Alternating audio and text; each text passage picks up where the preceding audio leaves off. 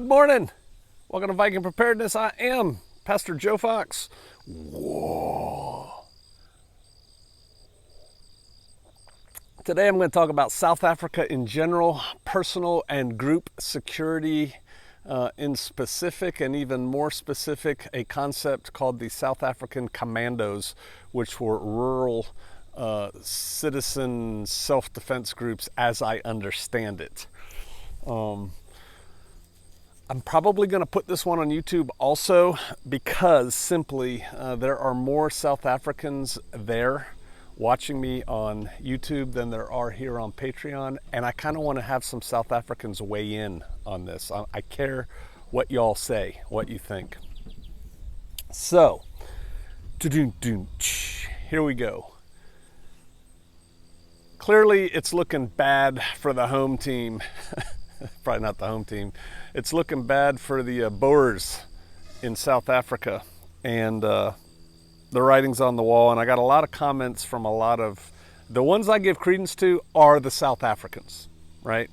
I figure you're there, you understand it a whole lot better than we do.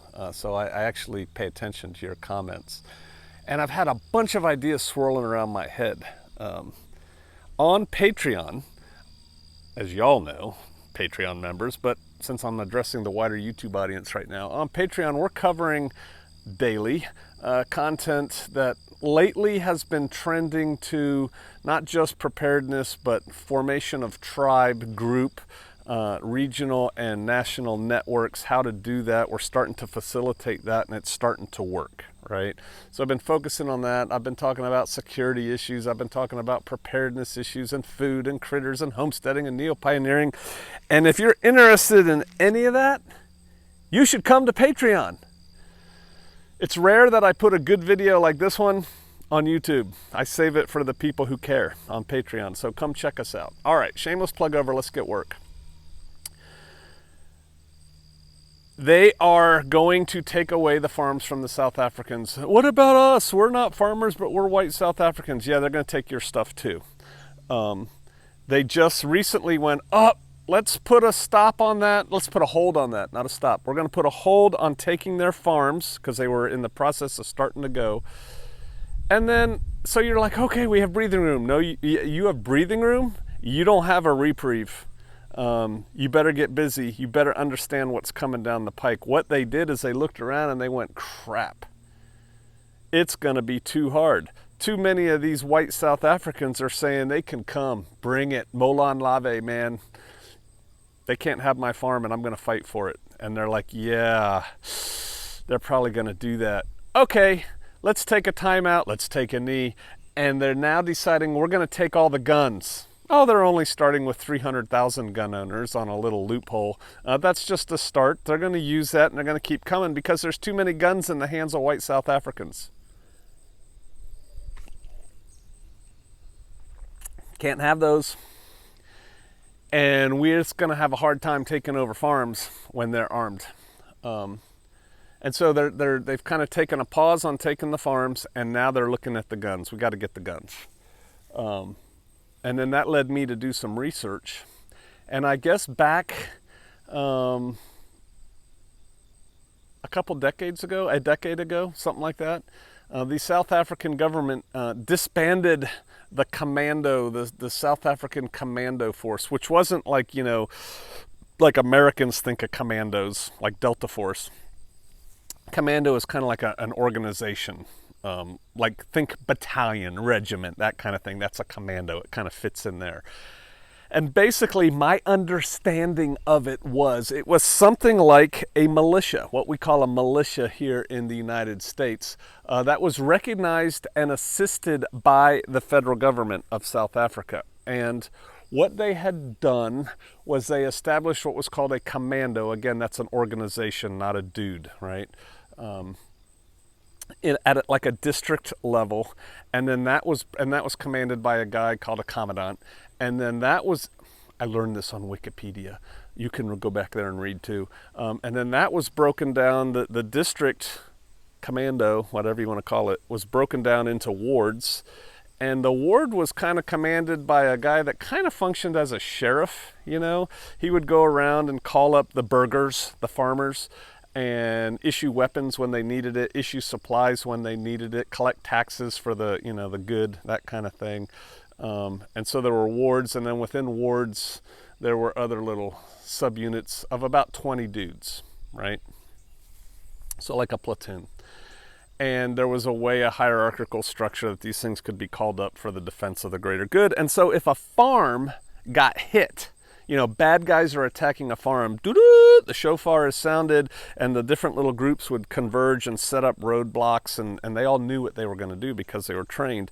And I guess at the time, the South Africans had compulsory service, I think. Everyone had to go into the military for a short period of time to learn how to do basic infantry things.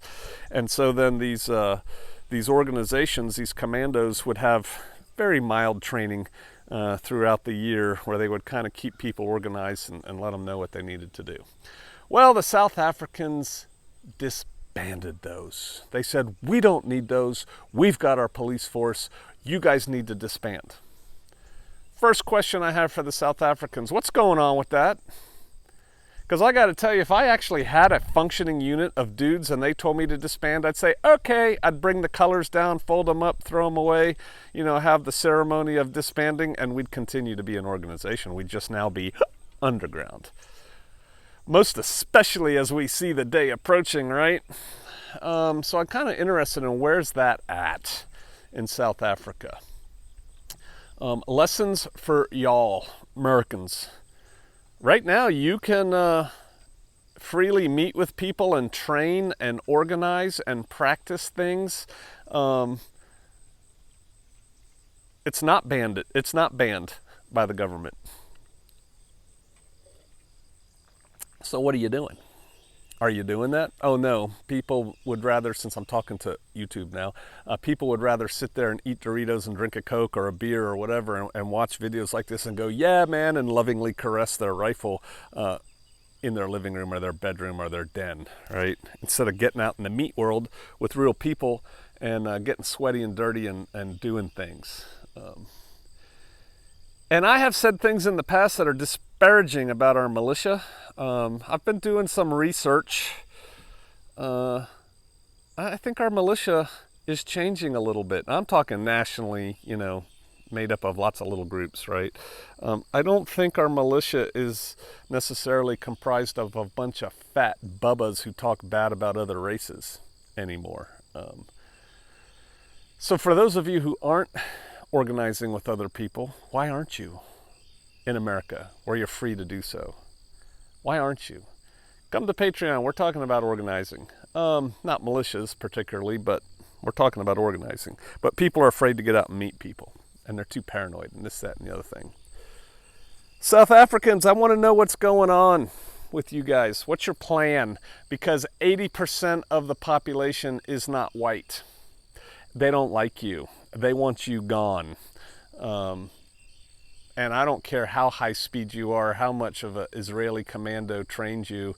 If I can get 50 to 100 guys to load up on trucks and come after your farm and there's only like 6 of you there, we're going to win. It's just numbers, right? Quantity has a quality all its own. So, don't get tied up watching that movie Zulu too much, right? We can do it. We can hold.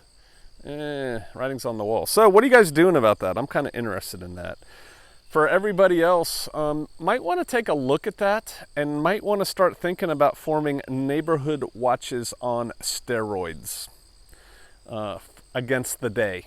Because see, the thing is with everything else, yeah, you can look at it now and go, yeah, that's cool, but we don't need it now. But when you need it, is not the time to form it. We had a saying, and I can't remember if it's a soft imperative or a soft truth. I used to know these things, had posters of them hanging up in my company. But the bottom line is SOF, Special Operations Forces, cannot be created after emergencies occur, right? Or overnight or something like that. It's like, that's not the time to build your force. The time to build your force is now in the good times. The time to get together with people is now and have these discussions and practice and standardize and do all the things. And you got to keep it local. Keep it local. You should be working with your neighbors. My neighbors are horrible. Yeah, well, move or convert your neighbor. Do your best. What are you doing, South Africans? I have another idea, and I guess I don't want to do too many videos, so I'm just going to pile it all together here for this YouTube video. South Africans, I've been reading in the comments that not only are, we're not all farmers, by the way, PJ, you're talking about South African farmers. And then I've been reading these things, although I have seen no pictures because the media's hiding it. I don't know. I would like to get a little bit more independent confirmation. But supposedly there's like these squatter camps of white South Africans that are destitute and poor, and they can't even find food, let alone fly to New Zealand. I'll take that as truth right now. Why are not the farmers bringing them on? Come on, live on my farm. We've been talking about this. I just did a whole write-up on ranch hands on Viking preparedness on Patreon, and how the 3 squares a day people would work for that, right? So you bring people on to your farm, you feed them, you provide for them, you organize your own local security force. You start there. You start forming a tribe right there. Why aren't you doing that, South Africans? Why isn't that being done? The Voortrekkers, is that how you pronounce it? They all banded together and moved. Where's the banding together? This is not every man for himself, or you will be picked off piecemeal. Need to start gathering up. I would suggest you start doing it on farms, because farms have food and space and typically buildings to put people in. What are you doing about that, South Africans? I'd like to know. I'd like to know. All right, go read that Wikipedia article. You can find it. It's like South African Commando or something like that. I don't know. For Patreon, I'll put a link to it down below when I get to a Wi-Fi hotspot. But start thinking about banding together and working. And here's something too to think about, because we talk about tribe, we talk about groups, mags, teams, that kind of thing. There are circles within circles within circles. It's not all one. I just went on a big diatribe yesterday on Patreon talking about how the meetups are not the groups. You guys know what I'm talking about. It's at the end of my last very long video. Your little self-defense force may not be your tribe, may not even be your mag, just may be the people in the neighborhood. We have a tribe here of Shofarians, and we are also tied into the neighborhood, right? The two aren't necessarily the same, but the two can all support each other. So there's a good outcome for everybody, win-win situation, right? Start thinking about security. Again, local security. How are you going to secure your place? You're not doing it alone. You need to be part of a group. That group needs to be local. How do you get there from here? Maybe the South Africans have some things to teach us.